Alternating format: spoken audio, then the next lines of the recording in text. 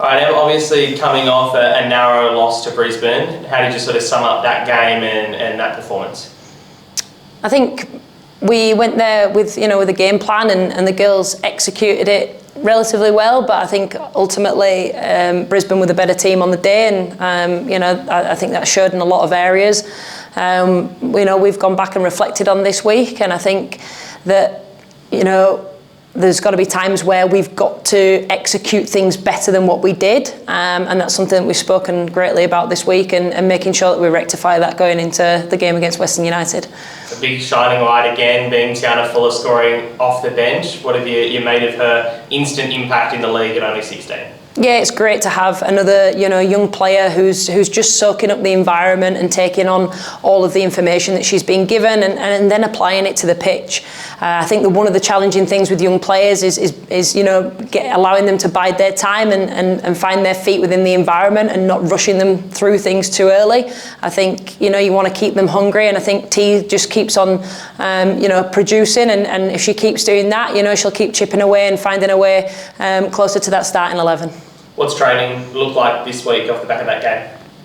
Like I said, we wanted to go in and fix a few things across the park, both in the back line and going forward as well. And I think for us, looking after the ball better than what we did against Brisbane, I thought we gave possession away far too cheaply, and it wasn't through lack of options or anything like that at times. I think it was a lack of concentration and being wanting to get rid of the ball when we weren't necessarily under pressure and didn't need to. So a lot of it has been a large focus of things in possession as well as out of possession. But again, the girls have responded really well, in their credit. They're hungry and raring to go. I think we're still proud of the start that we've got off to, and I think the girls should continue with that, and we're looking forward to being back at home again tomorrow.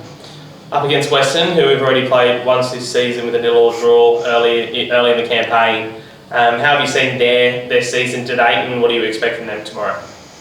Look, we know that they're a really, strong, robust team. We've struggled to get a result against them in the past. It's up to us to want to go out and change that. We know that what they have the ability to do, whether it's having Lagazzo dropping in and turning and trying to find something in behind, or whether it's, again, them being that little bit more direct in possession.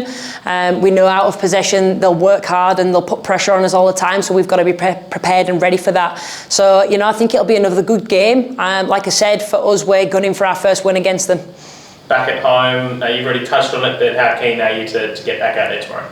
There's no better place to be, right, than being back home with the fans. They've been fantastic, and they've helped us to our first 2 wins so far at home, and that's something we want to continue to capitalise on that, and we can only do that with the fans and getting the crowd behind us.